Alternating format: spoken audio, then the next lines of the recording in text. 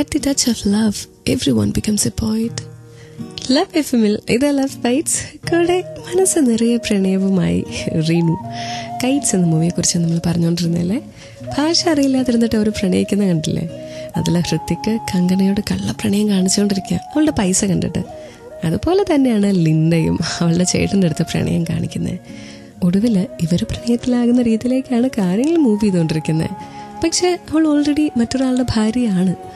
അപ്പോൾ ഒരു ഡിവോഴ്സിന് മാത്രമേ ഇനി ഇവന്റെ അടുത്തേക്ക് അവളെ കൊണ്ടുവരാൻ കഴിയുമല്ലേ എന്ന് നമ്മൾ കരുതുന്നു. शादी करने से पहले तुम्हें मुझसे डिवोर्स लेना चाहिए. अच्छा होगा कि आज रात में हम अपना डिवोर्स फाइनल कर लें. ആ രാത്രി നമ്മൾ ഒട്ടും വിചാരിക്കാത്ത ഒരുപാട് സംഭവങ്ങൾ നടക്കുന്ന ആ ഒരു രാത്രി, അവിടേക്കാണ് നമ്മൾ പോകുന്നത്. കേട്ടുകൊണ്ടിരിക്കുക ലവ് എഫ്എമ്മിൽ ലവ് ബൈറ്റ്സ് വിത്ത് റീനു. ഇവിടെ മാത്രം ടൺ കണക്കിന് romance. Love that is true last for ever. Love എഫ്എമ്മിൽ ഇത് ലവ് ബൈറ്റ്സ് കൂടെ റീനു. പക്ഷെ ട്രൂ ആയിട്ടുള്ള ലവ് അല്ലേ എല്ലാ കാലത്തും ലാസ്റ്റേ ഉള്ളൂ. അല്ലാതെ പറ്റിക്കാൻ വേണ്ടിയുള്ള പ്രണയങ്ങൾ അത് എത്ര നാൾ നിൽക്കും? ഇവൻ കല്യാണം കഴിച്ചിട്ടുണ്ടെങ്കിൽ പോലും ആ പ്രണയത്തിൽ സത്യമില്ലെങ്കിൽ എനിക്ക് തോന്നുന്നു അത് നമുക്ക് നഷ്ടപ്പെടാൻ തന്നെ പോകും. I love his money. You? Me? Love dinner?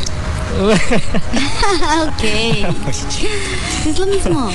They are in love. മാത്രമല്ല അവരിപ്പോൾ പ്രണയിക്കുന്നത് പൈസയ്ക്ക് വേണ്ടി മാത്രമാണെന്ന് അവർ തുറന്ന് പറയുക. What A relationship.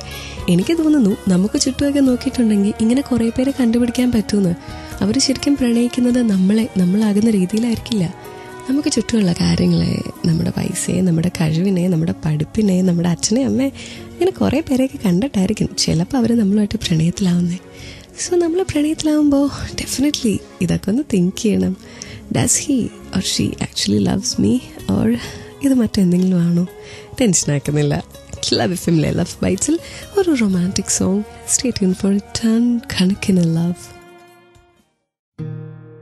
മഴയും പ്രണയവുമായിട്ട് ഒരു ബന്ധമുണ്ടോ? ലവ് എഫ്എമ്മിൽ ഇത് ലവ് ബൈറ്റ്സ് കൂടെ റീനു. ഞാൻ മഴയെ ഒരുപാട് സ്നേഹിക്കുന്ന ഒരാളാണ്. പക്ഷെ എനിക്ക് അടുത്തറിയാവുന്ന ഒരാൾ എന്നോട് പറഞ്ഞു മഴ അയാൾക്ക് വേർപാടുകളെയാണ് ഓർമ്മപ്പെടുത്തുന്നതെന്ന്. അദ്ദേഹത്തിൻ്റെ സഹോദരനെ അദ്ദേഹത്തിന് നഷ്ടപ്പെട്ടത് ഒരു മഴയത്താണ്. സോ മഴ അവന് വേദന മാത്രമേ കൊടുക്കുള്ളൂ എന്ന്. അതുപോലെ തന്നെ കൈറ്റ്സിൽ ഹൃതിക് റോഷൻ പറയുന്നുണ്ട് അവൻ്റെ അമ്മയെ നഷ്ടപ്പെട്ടതാണ് അവന് ഈ മഴയത്ത് ഓർമ്മ വരുന്നതെന്ന്. ആൻഡ് ഷീ സീസ് മഴ ഇനി ഒരിക്കലും ദുഃഖമായിരിക്കില്ലെന്ന്. जब भी मुझसे कोई बिछड़ता है तो वेगस में बारिश जरूर होती है.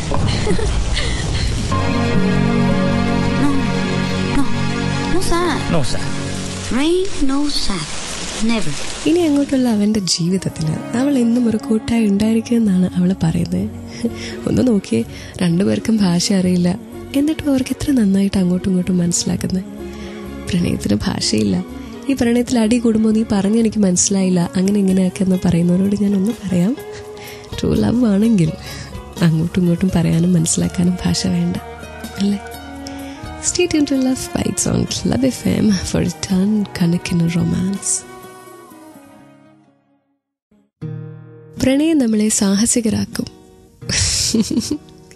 ക്ലബ് എഫ്എമ്മിൽ ഇത് ലവ് ബൈറ്റ്സ് കൂടെ റീനു. സത്യമായിട്ടും പ്രണയം നമ്മളെ സാഹസികരാക്കും.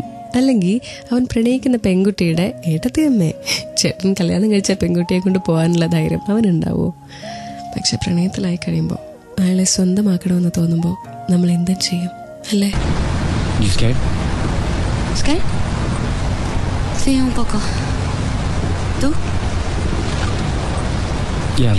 ഇഷ്ടപ്പെടുന്ന ആളുടെ കൂടെ ഇറങ്ങിപ്പോവാൻ നമുക്ക് എവിടെയാ പേടി?